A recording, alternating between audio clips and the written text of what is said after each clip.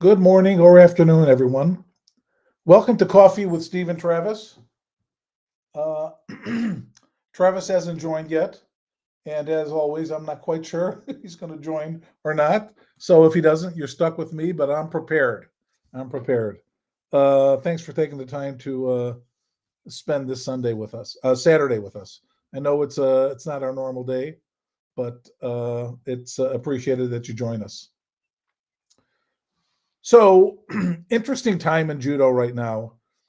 We are in like a kind of like a playoff type season, as we're having our final qualifications for the Olympics.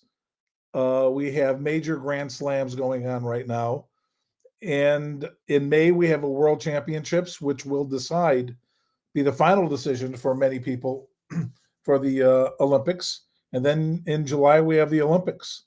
So good morning. So it's an interesting time, and for those of you that have access to the IJF Judo TV, where you can watch the live stream or go through the pools and watch your favorite athletes and watch the matchups, it's just a great time to watch judo. And it's funny, I mean, last week we had the Tbilisi Grand Slam, and all the videos I prepared today were from that, because I do want to, on our calls, I do want to stay current with judo. I know there was a time in the beginning that I was posting videos from, great athletes of the past, and I still may do that in another time. But with so much current great judo going on now, I thought we'd watch as we prepare again for the big moment for the Olympics, which is the judo event of a lifetime. So it's going to be fun. It's going to be fun to watch. One of the things. Good morning to whoever. Good morning, everyone.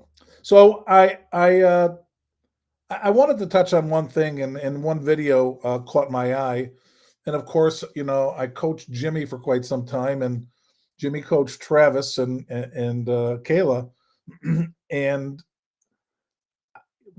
in doing ne-waza groundwork, there's a difference between being hard to get on the ground, being good on the ground, and being able to win on the ground. And being able to win is a different skill set. Being good isn't good enough to win on the ground. There's not a lot of players that win on the ground on a regular basis. And you train different, you drill different, and you fight in tournaments different with a different mentality when you win on the ground. I was fortunate in my lifetime to see Kashiwazaki play in the 70s, and he was an amazing ne-waza man. And I think he was instrumental in working with Neil Adams and certainly with Bob Berland. And Neil Adams was a force on the ground, and his juji was phenomenal. If you went on your hands and knees with Neil, he'd get on your back. It's a good chance you weren't getting up. And not many people are like that. Jimmy was very much the same way. He won on the mat, and I had this rule when I was coaching him that I knew if you went down 3 times, by the third time, if he didn't get you yet, he'd get you the third time. So it's a different mentality, a different way of playing, and it's in the drilling, the transition, and not only the transition from tachiwaza to ne-waza, but the transition in the ne-waza. So as you are turning someone over, going for an armbar, going for a choke, one leads to another. And certainly, if you were fortunate to watch, just look at Kayla's final match in the Olympics, her last Olympics. She was on the girl's back, went for the choke. The arm came up to block the choke. She hooked the arm, did the juji, and the match was over. It's beautiful judo to watch, and it's important. And for those of you that are more than just fans and your coaches, you train your athletes to do that. You train and practice, you drill that way. And when you're fighting in tournaments, and not at the top level, when you're moving your way up, really pursue ne-waza. Work that transition really hard in competitions. at local, regional, and national competitions, and move your way up the system. And in doing so, you'll start learning how to win. You'll start learning how to transition, and it adds a dimension.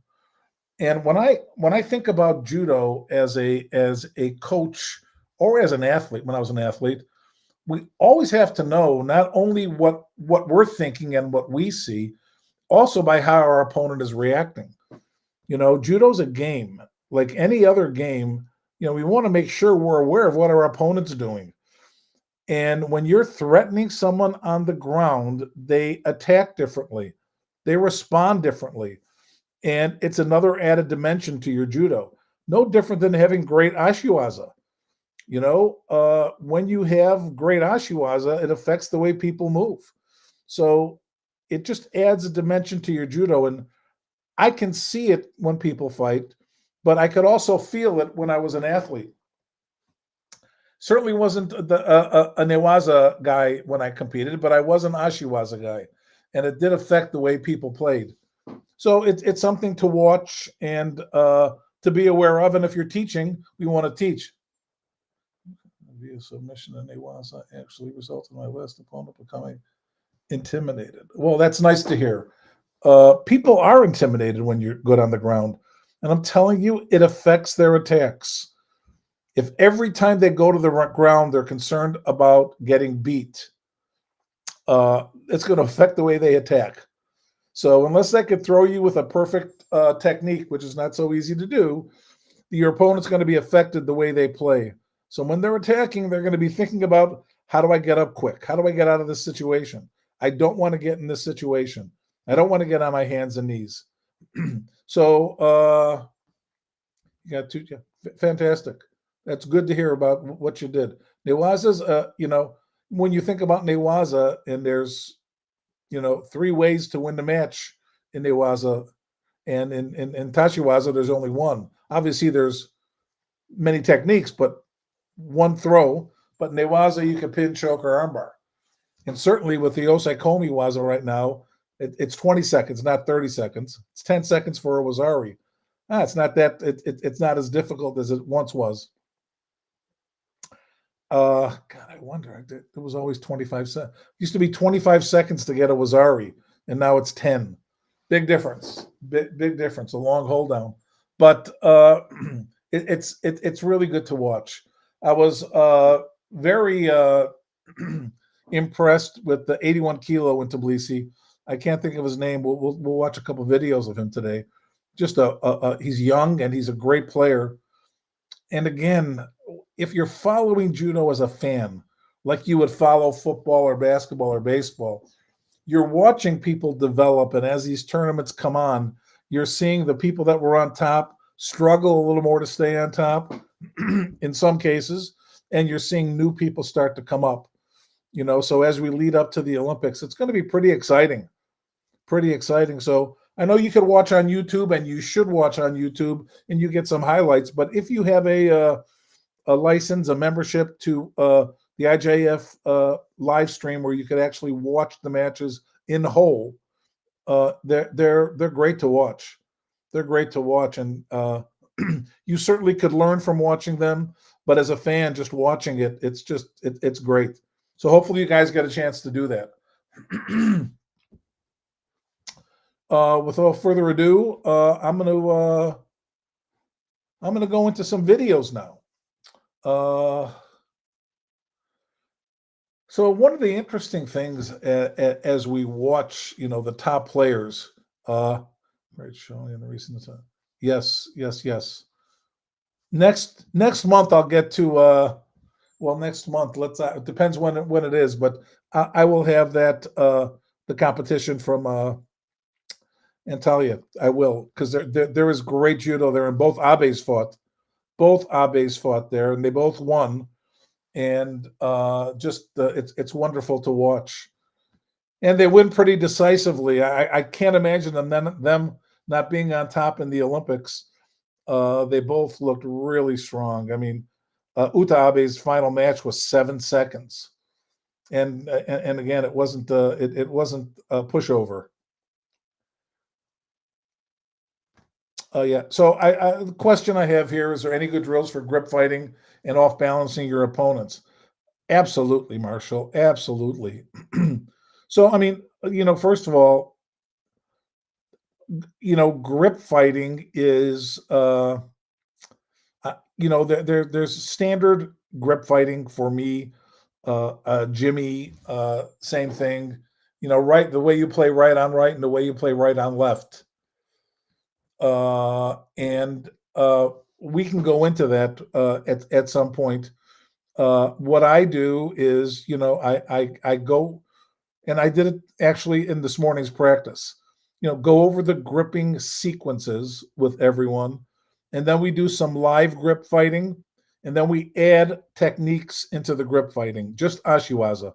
So what we're going to do is we're going to grip fight, and I observe and I adjust and I make changes, and then we bring our ashiwaza into it.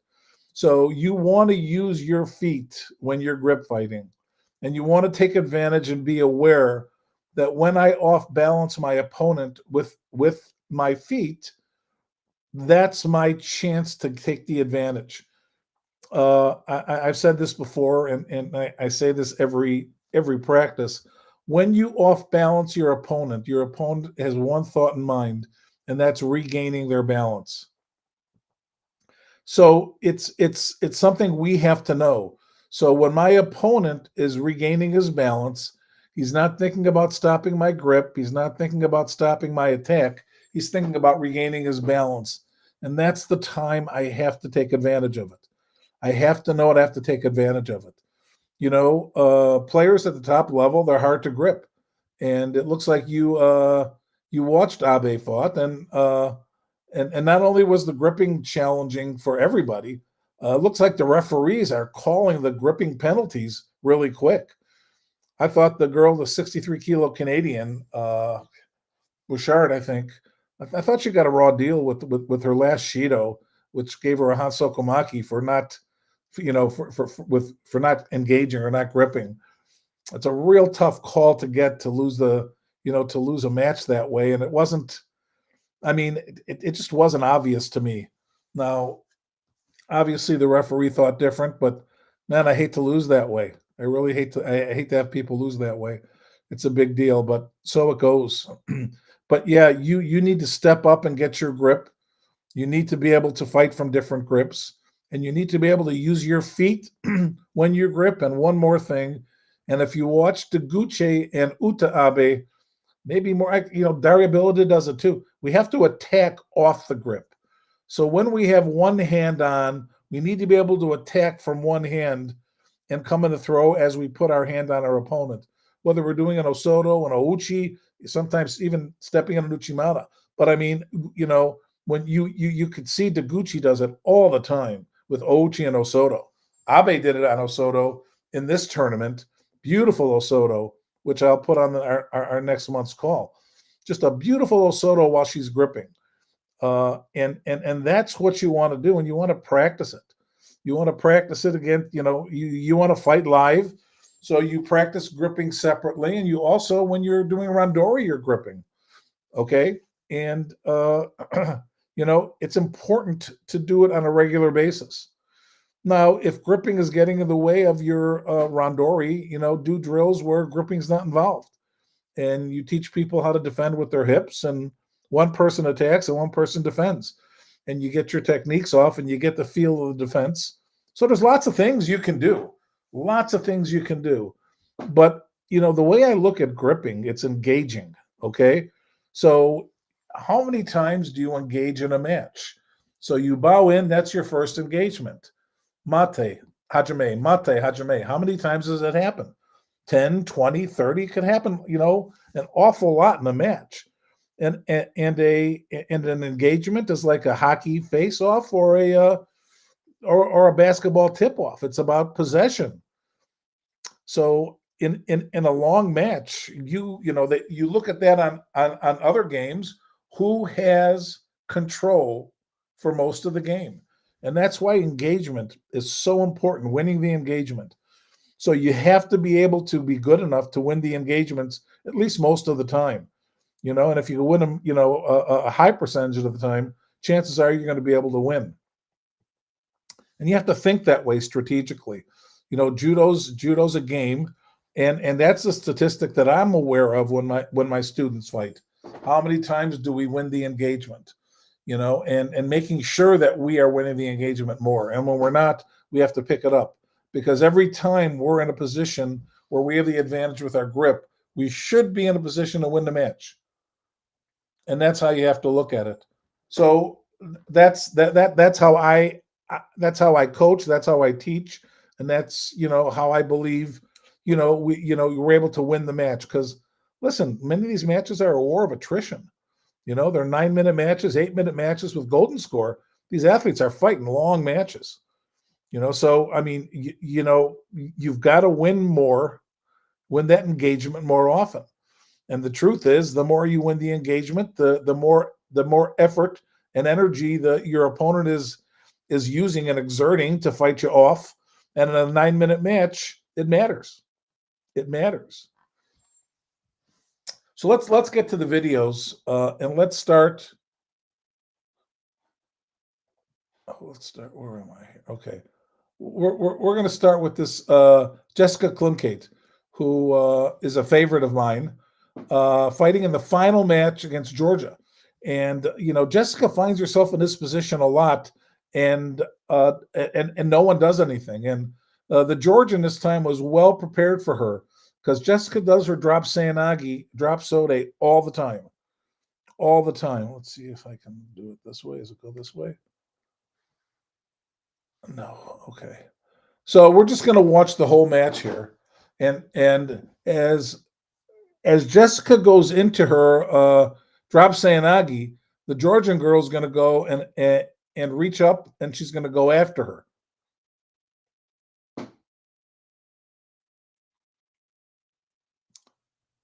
So again, this is the engagement gaining. So watch the Georgian presser now. Look, and watch just a kind of like a sumi, and that's the match. That's the match. That was the gold medal. Real simple, just turning her over from her knees. So, I mean, it wasn't so much that, let me watch it again real quick. It wasn't so much that this technique was such a beautiful technique. She took advantage of Jessica being on her knees and really not in a good position. Really, really a smart move. And I wouldn't be surprised if she trained for it, and practiced it. Knew she was going to find this situation when she fought Jessica. So here she is back right on her. She's pressing her, and look. Watch how she pushes her and gets Jessica to sit up. We'll see it again in slow motion. Oh, we don't see the whole thing. Okay, beautiful. Just rolls her right over. End of match. Nice. Nice. That was nice. So now we're going to watch Deguchi. Same tournament. They're all from the same tournament. Oh, let me go here.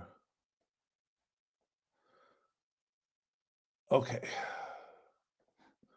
This is interesting because this is an unusual move where this girl, she's a lefty, and she does go right, but she's a lefty. And what she does is she changes and goes high right, and causes a reaction from Deguchi, and then throws her. God, I thought I had the replay too. I don't.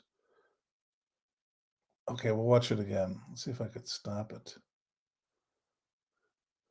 Turns right, then she goes left.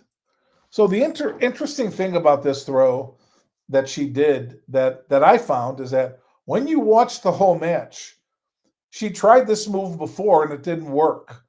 And obviously, Deguchi was caught off guard, even though she tried it once.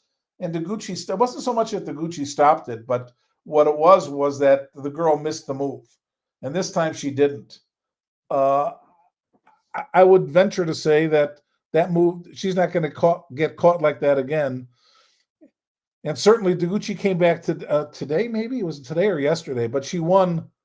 She won the most recent Grand Slam, so she's out there fighting constantly. But you fight a lot, you take a risk, and also as she's moving up to the World Championships, if she's going to make mistakes, now's the time to make mistakes. So it's pretty interesting. So now we're going to take a look at some heavyweights. I'm sorry, when I go through the videos, I always want to include some lighter weights, some heavyweights, both men and women. So let's see how we go here.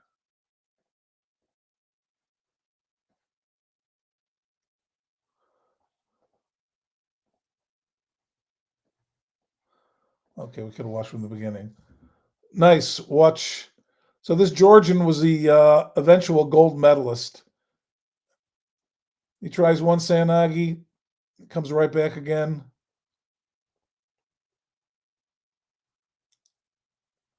Another Sanagi, beautiful.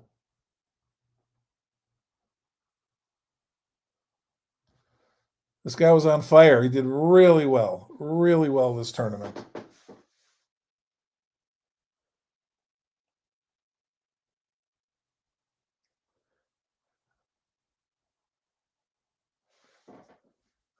Here it comes.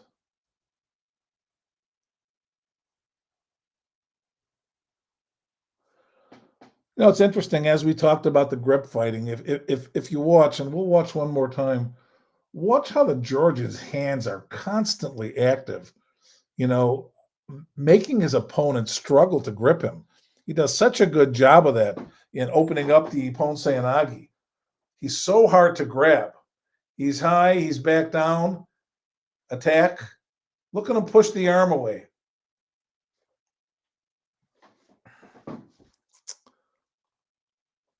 Let's watch his hands. Look at him push that arm off. He's pushing it. There you go, right into the Sanagi. Very good. Very good.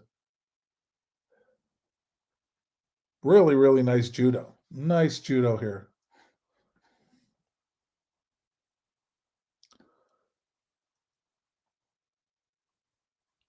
So now we're going to watch the heavyweight finals from Tbilisi. Same Georgian. And like I said, he had a great day. I haven't watched a lot of them, but he certainly had a great day.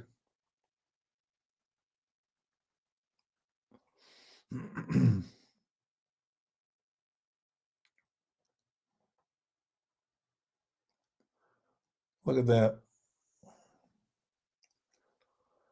Short match in the finals. It's always nice to end the finals quickly. Certainly winning it, but this was really nice. He had a really good day.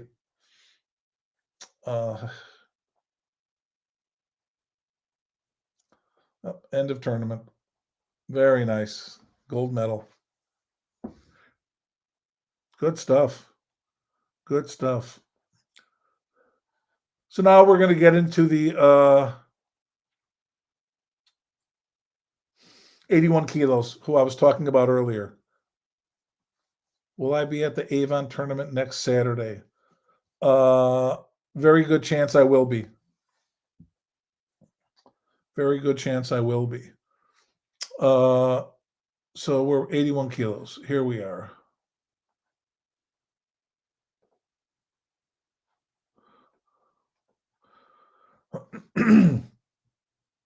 I really like this guy a lot. He really is an excellent judo player.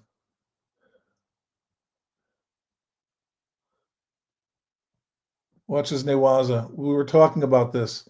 He goes gut wrench, drops him over, comes over the top, legs are hooked, grabs the back. Watch how he just takes his time, works his leg out. There we go. Coming. Osaikomi. What a nice move. Nice move. And it started just with a with a gut wrench, came over the top, had his legs hooked, worked his legs out, changed the move. Just really nice. Really nice. The again, talking again about winning in ne-waza. It's it's so important to be able to win in ne-waza. Oh, what did I miss here? Let's go again here. And we're going to watch another video of him doing a different technique. Here's the transition right on top into the gut wrench, immediately going into it, breaking him down, turning him over. That's a natural judo response to roll on your back and hook the leg. But here he slowly, watch how he gets his hand, his right hand, locks the arm. Now he starts working his leg out. Very nice. Look at that.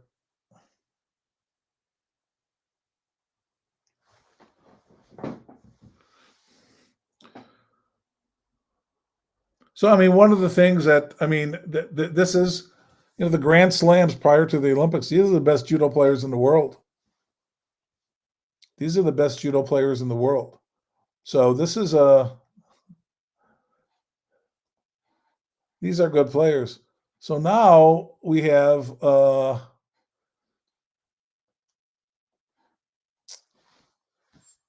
Muki from Israel, who's a world champion, is fighting, and he's no slouch by no means.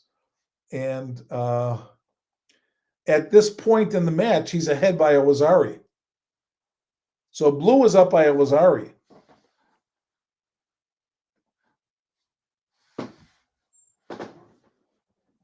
So white is behind, and here, look, comes back, knocks him down for Awazari.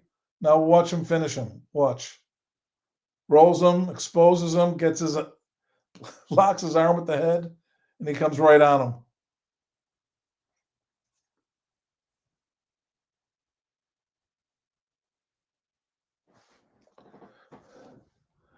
He's so aware. He's so aware of his feet. So aware of his feet when he's on top to keep his legs from being hooked and getting his legs out. I mean, Jimmy did that so well.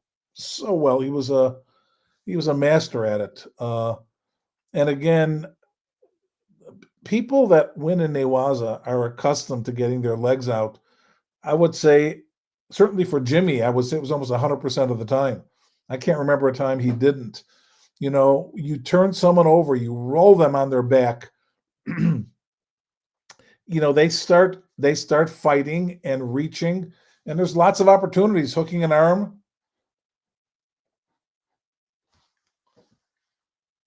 And like I said, this is Mookie. He's no slouch. He just gets caught, and look how the transition goes. Starts rolling him, rolls him over. Look how he uses his head. Just such good ne-waza there.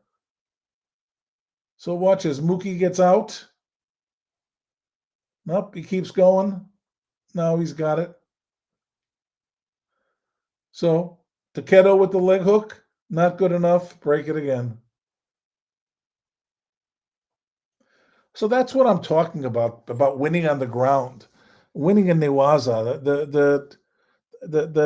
The Russian, the white knows he's going to get his leg out. He knows it. He knows it. He's just relentless at it, and that's how you have to be. And again, he's beating the world champion. So cool. That's good stuff. I really love watching that.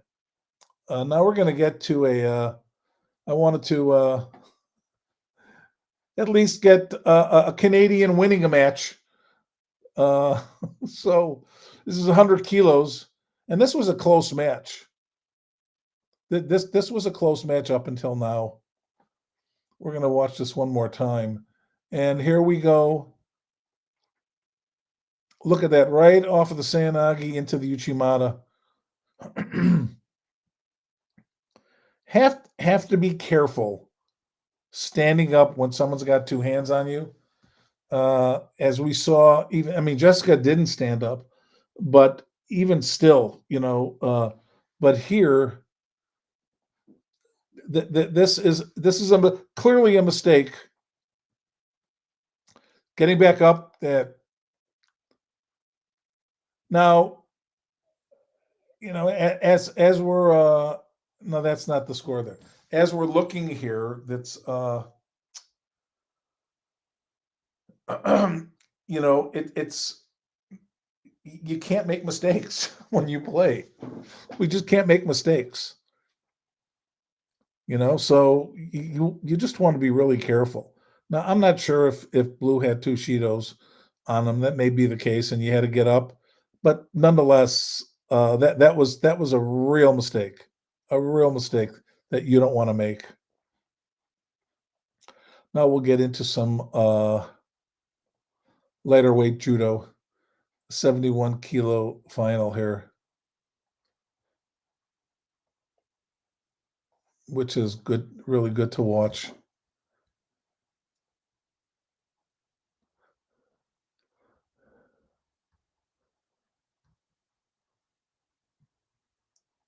Look at that.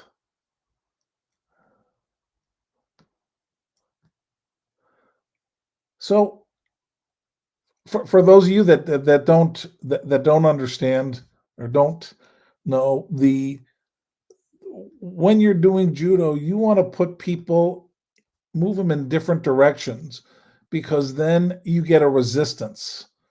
And watch how, I think it's the ouchi that causes that pushback that draws him into this uranagi type technique.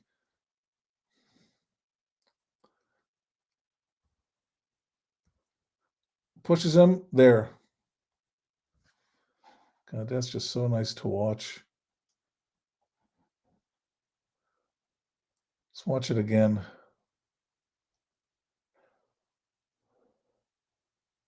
Takes him to the side. Look. So one of the things I always, when I teach my kids, is that you want to be aware, especially when you're fighting right on left. Oh man, is he great to watch? You want to be aware of where your front foot is. Having your front foot right on left in the middle of your opponent's legs. My God, especially with the Georgians or the Russians or these guys that are lifting, they're so good that it's such a massive risk to do. Being really careful of where your position is. Look, that step in front. Oh man, that's pretty judo to watch. Pretty judo to watch. And again, obviously he gets into the Kesikatami and waits and waits for the referee to call Ippon. That's a good thing to teach your kids if you're teaching kids. Referees change calls. You throw someone until they call Ippon or call Sotomate. Make sure you're still in the fight. You don't want to throw for Ippon, get up and have it changed to Wazari. You don't want to do that. They're not going to put you back down on the ground. Yeah, that centrally the style of judo, it's been that way. If you go into judo history, you see, from the beginning, back in the early 70s, you're seeing these. At that time, it was all Soviet Union, and these guys were lifting and turning, and mostly they were I think they were Georgian too. I mean, pretty much, but that was all the Soviet Union. And if they got their hand on you, you were going. So here, so this is interesting. This is the end, the final. Krasnicki is in the white. She's someone I really like watching. She's a great player, a great fighter, and she's always somewhere in the money, just battling always to get to the top. She wins her share of gold medals, but at the world level, she struggles to get past Abe, of course. And Bouchard is she goes hit, give and take with Bouchard, but she's a great judo player, and she made a mistake here. And Krasnicki's in the white, and the Spanish girl's really good too, but she made a mistake here.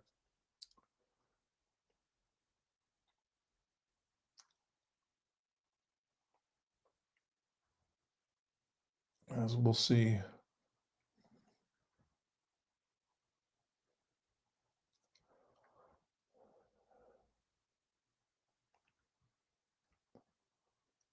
Oh, she just got lazy.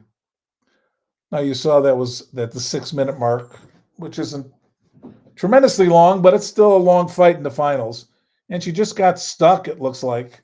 Uh, and in watching the whole match, I mean, Krasnicki had every good chance to win this match for sure, but she just kind of got stuck in a bad position and didn't adjust out of it, and got caught. And she's a great grip fighter too. We're talking about grip fighting. I would tell you that I've actually shown it on my coach's calls. So watch her get stuck here. She just stays there. Look at this. She just gets stuck and gets thrown. That's a mistake. Just a mistake she made. It's unusual, but she made a mistake. She engages really well. Worth watching. And if you have the ability to go look, watch her highlights. And like I said, I have a whole video that I use as a demonstration for my students too. The way she engages, she does really well. Her posture is great, and you could see that when she's attacked, she's pretty hard. I mean, she's always standing up straight, but obviously she wasn't that time, and she paid the price for it. But it's good stuff there. And now we're going to see one more, we'll get another Canadian win here. This is the girl I was talking about in this last competition that I thought she got a bad what I think is a bad call with the final Shido. I just thought it was a little quick, but so it goes. But here she is winning Tbilisi, which is no small deal either. It's Canadian Bouchard.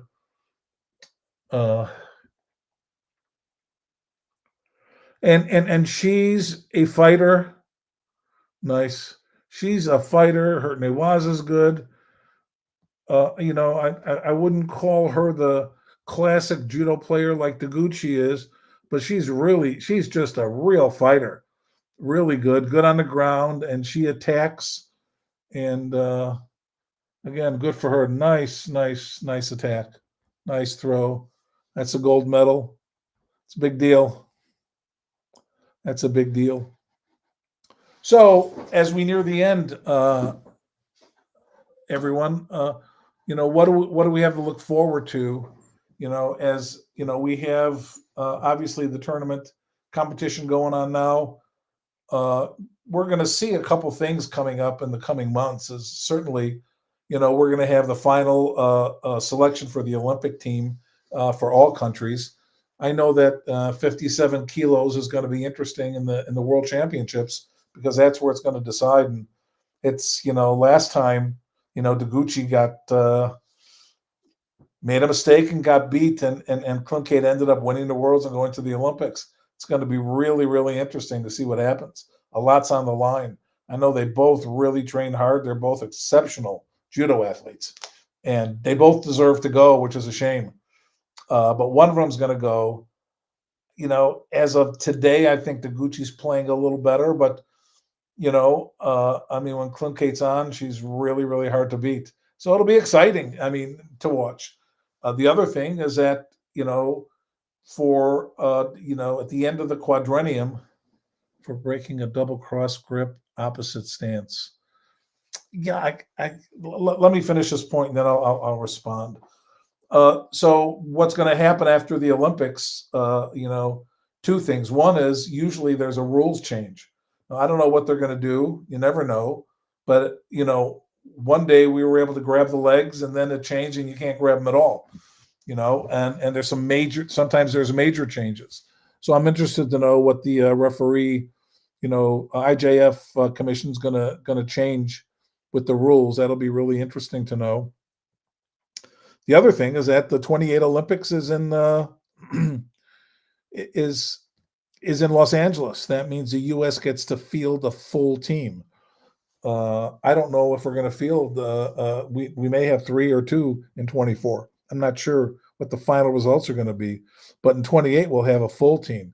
That means we're going to probably have to have a trials. I'm not saying for sure, but I don't know how we're going to give everyone a chance to field a full team. So it's going to be interesting how they choose, and hopefully that news it should come out right after the Olympics. So that's going to be interesting. What happens there, and for those of you that follow U.S. Judo, that's going to be really interesting. I'd really be happy if we went back into the trial system and had all our top players have to qualify within the United States.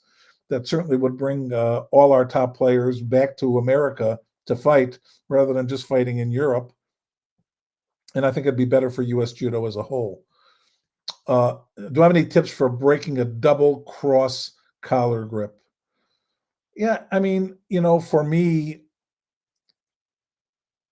a that's two hands on one side, I imagine you're asking.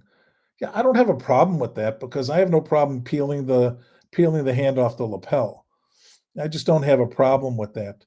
The main thing you want to do is you want to get if you're right on right, you want to get your left hand on your opponent's shoulder first.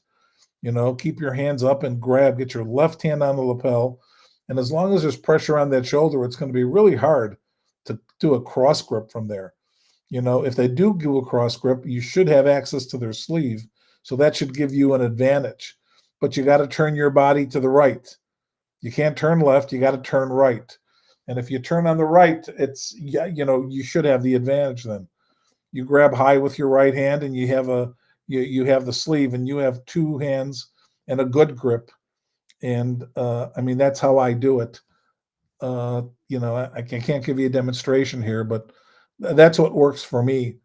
The concern, the two hands on one side that concerns me is when someone gets the sleeve and then they cross grip, and from there they can move their elbow and slide across with a Sayatoshi, Sayanagi, Tayatoshi type thing, or even Osoto. So that's what will concern me more. But make sure you get your hands up and get your hand on your opponent's opposite shoulder. Don't make it so easy to come across and grab your lapel, and that'll make a big difference because when he reaches with that hand that you're blocking, you should be able to grab it and get the sleeve, and that should solve your problem. But again, we can't be anything but the aggressor when we're grip fighting. We have to be aggressive. We have to be aggressive when we're grip fighting. We can't sit back and take what's available. We have to go, and we have to be aggressive when we grip fight. It's really important. Know exactly what you're going to do. Be deliberate when you grip fight. Don't move backwards when you grip fight. All those things matter. Hands up. Don't make it easy for your opponent to get their hands on you. So it's important. And make sure when you grab the gi, you grab the gi.